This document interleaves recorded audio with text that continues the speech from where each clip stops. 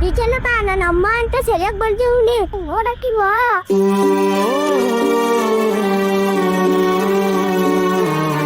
ಟೀಚರಮ್ಮ, ನಮ್ಮ ಅಪ್ಪ ಹಾಲ್ ಡೈರಿಗೆ 3 ಲೀಟರ್ ಹಾಲು ಹಾಕ್ತಿದ್ರು, ಅವರು 2 ಲೀಟರ್ ಬರ್ದ್ ಕಳಿಸ್ತಿದ್ರು. ಈಗ ಅದನ್ನೆಲ್ಲ ಕಂಡು ಹಿಡಿತೀನಿ ಗೊತ್ತಾ ಟೀಚರಮ್ಮ?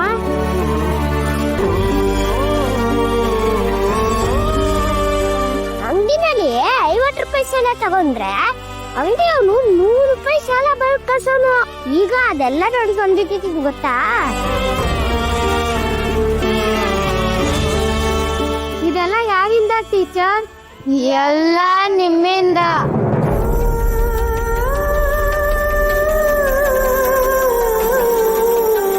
ನೀವು ನಮಗ್ ಪಾಠ ಹೇಳ್ಕೊಟ್ರೆ ನಾವು ನಮ್ಮ ಅಪ್ಪ ಅಮ್ಮಂಗೆ ಹೇಳ್ಕೊಡ್ತೀವಿ. ಆಗ ನಮ್ಗೆ ಯಾರು ಮೋಸ ಮಾಡಕ್ಕಿಲ್ಲ ಗೊತ್ತಾ?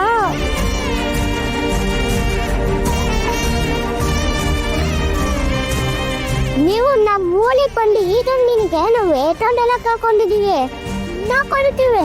ಟೀಚರಮ್ಮ, ಈ ಸ್ಕೂಲ್ ಬಂದ್ರೆ ಟೀಚರಮ್ಮ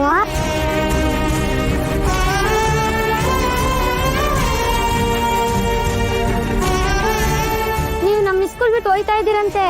ನೀವು ಹೊಂಟೋದ್ರು ನಮ್ ಗತಿ ಏನು? ನನ್ ಗತಿ ಏನಾಗ್ಬೇಕು ಟೀಚರ್?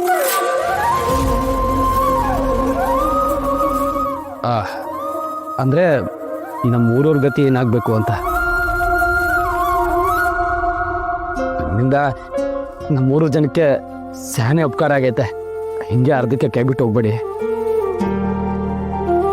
ಹೌದು ಟೀಚರಮ್ಮ, ನೀವಿಲ್ಲ ಅಂದ್ರೆ ನಮ್ಮೂರು ಐಕ್ಲಿಲ್ಲ ಅಜ್ಞಾನದಲ್ಲಿ ಮುಳುಗೋಗ್ತಾವ್ ಟೀಚರಮ್ಮ. ಆ ವೈದ್ಯ ಸತೀಶ್ ನೋಡಿ, ನೀವ್ ಸ್ಕೂಲ್ಗೆ ಬರಂಗಾಗ್ಲಿ ಅಂತ ಊರ್ ದೇವಸ್ಥಾನಕ್ಕೆ ಹೋಗಿ ಹರಕೆ ಮಾಡ್ಕೊತಾವನೆ. ಐಕ್ಳೆಲ್ಲ ಊಟನೇ ಮಾಡಲ್ಲ ಅಂತಾರೆ ಟೀಚರಮ್ಮ. ಮನ ನಂಬಿ ಇಜ್ಜೆ ಅನ್ನೋ ನದಿಗೆ ನೆರೆದು ಬಿಟ್ಟವ್ರೆ. ಈಗ ನಡು ನೀರಲ್ಲಿ ಬಿಟ್ಟೋದ್ರೆ ಮಕ್ಕಳು ಮುಳುಗಕ್ಕಿಲ್ವಾ?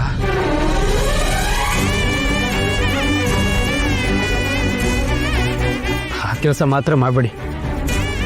ನಿಮ್ ಕೈ ಮುಗಿದು ಕೇಳ್ಕೊಳ್ತೀನಿ, ಸ್ಕೂಲ್ಗೆ ವಾಪಸ್ ಬಂದ್ಬಿಡಿ.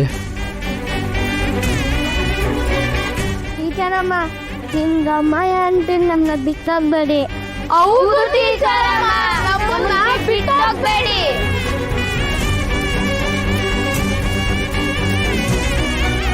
ಸ್ಕೂಲ್ ಬಿಟ್ಟು ಹೋಯ್ತೀನಿ ಅಂತ ಗೊತ್ತಾಗಿ ಐಕ್ಳು ಯಾರು ಊಟನ ಮಾಡಿಲ್ಲ ಗೊತ್ತಾ?